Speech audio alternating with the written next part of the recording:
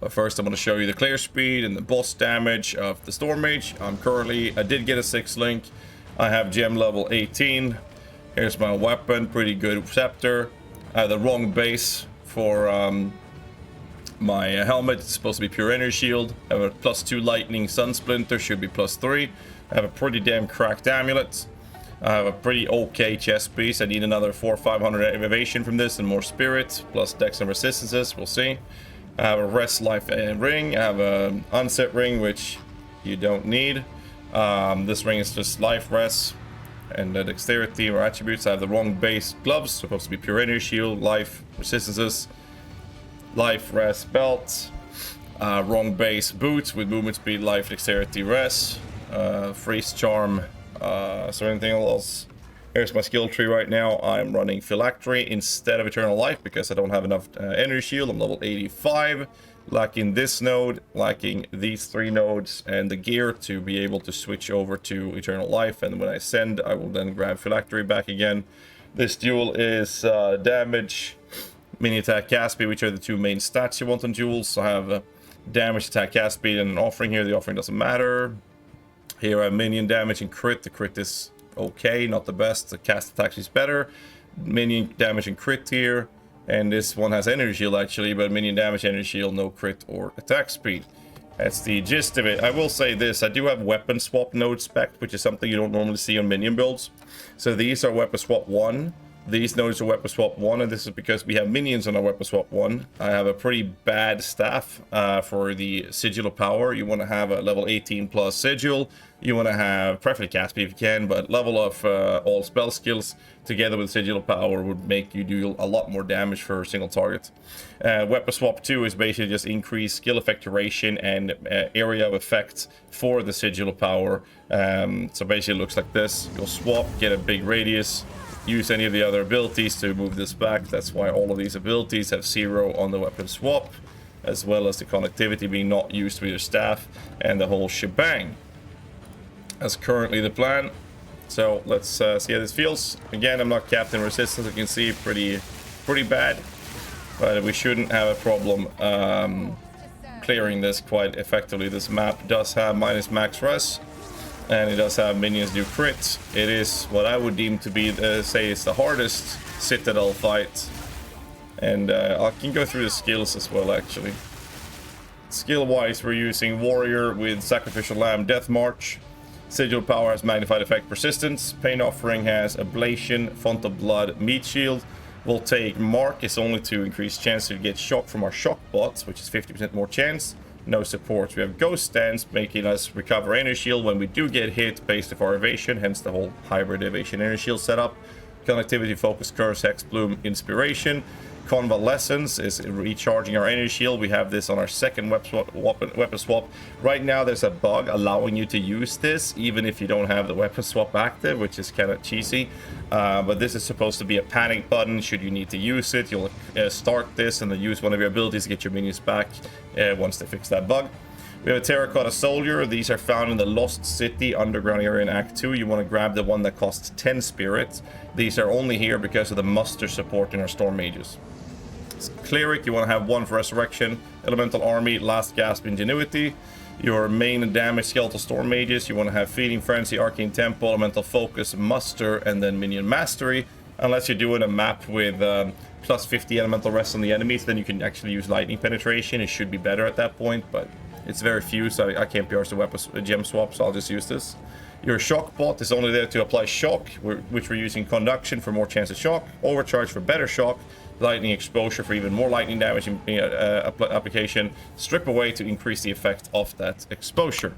Let's go play the game. Yeah, we could use fast forward on the that's actually not a bad idea. We could use fast forward on the Ghost Shroud. I don't think that it changes the reservation, does it?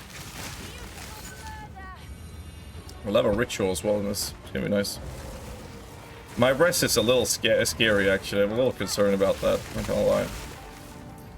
So I will say this, when people talk about comparing the build to other builds, I think from what I've seen so far, I feel like this build has been the best so far from actual minion builds. And when I say actual minion builds, I'm not including the argument of the Frost Mages. Because Frost Mage with scaling their hits is really bad. But if you do Frost Mages using their ability, they're really cracked. The problem with that is that you're not playing a minion build when you do that. Because all you do is Sigil of Power for bosses, sure. But then you're basically casting an ability that costs a stupid amount of mana, so you'll need some mana regen. Lich is the best play for it, by the way. And then you'll use the ability, and you do damage. You're basically playing a caster. Like, you don't even bother pressing any other buttons, because there's no point in it. Because you're just doing that with crit scaling, because they scale very well with crits. But ultimately, I just feel like you're not playing a minion build, so that's why I'm very happy with the Storm Mage build myself. And for anyone who's asking about why I dropped Vol Guards, this build actually does more damage with a proper setup than the Vol Guards are doing at the moment, at least theoretically, based on me and Lolash math. And big shout out to Lolash, by the way, for helping me with this. And ultimately, you have visual clarity, so if you don't have a high-end PC, like a Starforge PC, for example, you can actually play the game,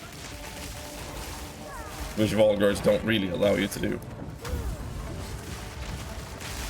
But there's that. Let's see if we're gonna have trouble surviving or not. Minus max res is quite rippy. Gotta get my minions in. Oof, oof, oof, oof, oof. That actually hurt a lot. So what's really nice with this is that we do have indeed a full written guide for this build. I'll talk about it after I've shown you the gameplay footage, because I wanted to make sure that my build guide video had dived into the action first. Obviously, if you like this video and whatnot, hit the like button, subscribe for more content, all that jazz. You know the drill. I have to say it, because if I don't tell people to sub, people don't sub. But I wanted to just jump into the action. It's definitely not a meta build, but it is performing, and that's the important part here. Again, we have a lot of things to improve on our defenses. We have quite a bit to do on offense as well. Mainly skill gem levels, which is very far down at the moment. This is at tier 15. And we'll see how it goes. Thank you so much, Spitfire Melodies, for the sub, man. So we should have the boss now. There's no changes other than us putting down... Ooh, take a look at that. We'll put the Sigil of Power like this, and then we're just going to spend mana to juice it up, and it's going to last a very long time.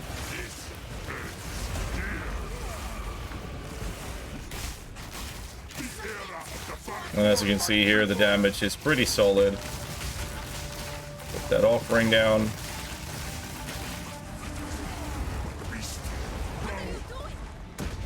That's pretty nice.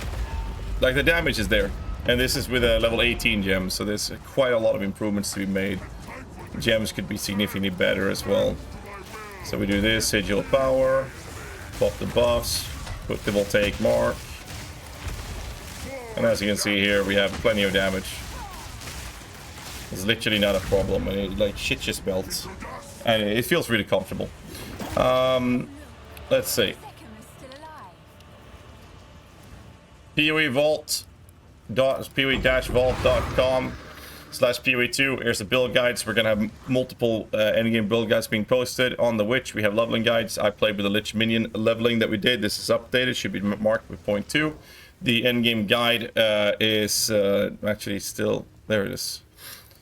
There it is. Here's the Lich Storm Mage endgame guide. All the details will be covered in the build. Obviously, if there's anything you see that's incorrect, let me know. If you're watching this build guide video long after it's been posted, always check the written guide, because any small changes, maybe we'll add fast forward on the ghost stance. I gotta double check that after this video. That will be reflected in the written guide, of course. So do check that out. And I don't really have much else to say. I'm recording this from China, so I do apologize for the lower quality of compared to what I normally have from my home. I'm flying home after this stream, and we'll be back on action from my usual studio. And I'll see you guys in the next one. Hope you guys enjoyed it. Did I miss anything? I don't think so. Right, I only have 3 Ascendancies. I haven't done this, but I covered that already. Quest rewards. Mana regen and chaos resistance. I think that's it. If I missed anything, let me know in the comments below. I'll see you guys in the next one. Till then, stay safe and keep rocking.